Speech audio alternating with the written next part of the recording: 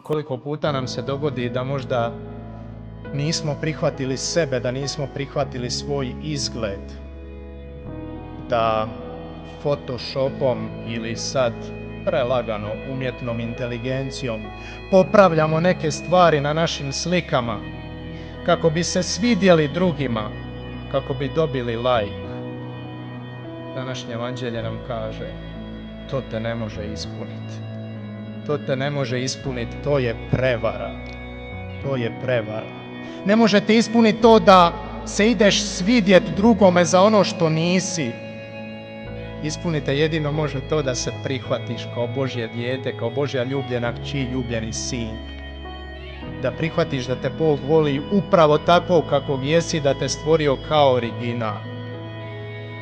Dragi mladi, nemojte da vam ogledalo budu vaše misli, a imamo nekad svakakve misli o nama i o našem izgledu. Nemojte da vam ogledalo budu i ono što drugi govore o vama, jer istina, nekad ste izrugivani na temelju vašeg izgleda.